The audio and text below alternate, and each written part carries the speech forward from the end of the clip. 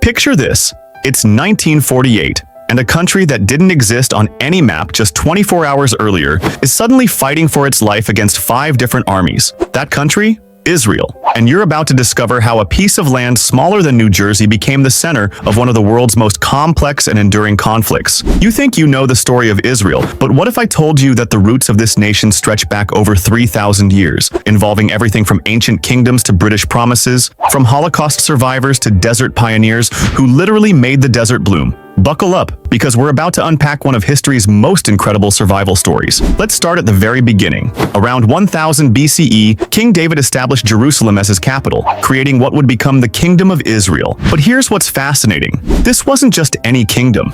Archaeological evidence shows that ancient Israel was incredibly advanced for its time, with sophisticated water systems, trade networks, and most importantly, a revolutionary idea: monotheism. While the rest of the world worshipped multiple gods, the Israelites believed in one God, fundamentally changing human spiritual thought. But empires rise and fall, and Israel was no exception. The Babylonians destroyed the first temple in 586 BCE, sending the Jewish people into their first major exile. Then came the Romans in 70 CE, who didn't just conquer, they systematically destroyed the second temple and scattered the Jewish population across their empire. This wasn't just military conquest, it was cultural erasure on a massive scale. For nearly 2,000 years, Jews lived as minorities in other people's lands. They preserved their language, traditions, and dream of returning to what they called Eretz Israel, the land of Israel. This wasn't just nostalgia, it was woven into daily prayers, holiday celebrations, and cultural identity. Every Passover, families would end their meal with "next year in Jerusalem." Now here's where things get really interesting. In the late 1800s, a Jewish journalist named Theodore Herzl witnessed the Dreyfus Affair in France, a Jewish military officer falsely accused of treason purely because of anti-Semitism. Herzl realized something shocking. Even in enlightened Europe, Jews would never be truly safe. His solution? A radical idea called Zionism, the belief that Jews needed their own homeland. The first waves of Jewish immigrants arrived in Ottoman-controlled Palestine in the 1880s. These weren't religious pilgrims. They were pioneers who drained swamps, planted forests, and built cities from scratch. They revived Hebrew as a spoken language after it had been dead for centuries.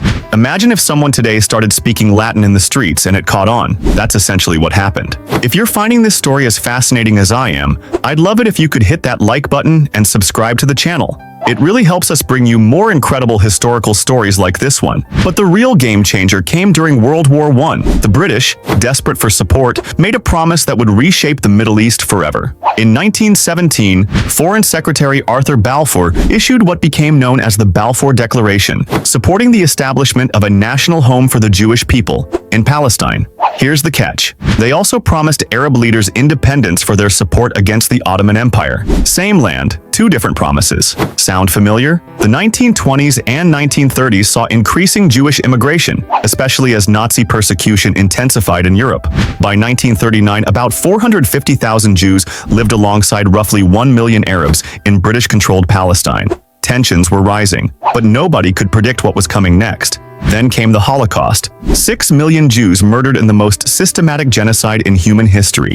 When the survivors emerged from concentration camps, many had literally nowhere to go. Their homes destroyed, families murdered, communities erased. For many, Palestine represented not just hope, but survival itself. The British, exhausted after World War II and unable to manage the escalating conflict between Jews and Arabs, did something unprecedented. They handed the problem to the newly formed United Nations. On November 29, 1947, the UN voted to partition Palestine into separate Jewish and Arab states. The Jews accepted. The Arabs rejected it entirely. Here's what happened next, and this is where it gets absolutely wild. On May 14, 1948, David Ben-Gurion stood in a small museum in Tel Aviv and read aloud Israel's Declaration of Independence. Within minutes, President Harry Truman recognized the new state. Within hours, 5 Arab armies, Egypt, Syria, Jordan, Iraq, and Lebanon, invaded, determined to destroy Israel before it could take its first breath. Nobody gave Israel a chance. The new nation had no real army, limited weapons, and was outnumbered roughly 40-1. Holocaust survivors who had arrived just months earlier found themselves fighting alongside farmers and shopkeepers. Women served in combat roles decades before most militaries even considered it. They were literally fighting with World War I rifles against modern armies. But something extraordinary happened. Not only did Israel survive, it actually gained territory. The 1948-49 Arab-Israeli War ended with Israel controlling 78% of what had been British Palestine, rather than the 55% allocated by the UN partition plan. However, this victory came at a tremendous cost for both sides. Thousands died, and hundreds of thousands of Palestinians became refugees. The next 2 decades saw Israel transform from a struggling startup nation into a regional power. They drained the Hula Valley, turning malaria-infested swamps into fertile farmland. They built universities, developed cutting-edge agriculture, and created a functioning democracy in a region where such things were rare. But the conflicts weren't over. In 1967, facing what appeared to be an imminent attack from Egypt, Syria, and Jordan, Israel launched a preemptive strike that became known as the Six-Day War. In just 6 days, Israel defeated 3 armies and found itself controlling the West Bank, Gaza Strip, Sinai Peninsula, and Golan Heights, tripling its territory overnight.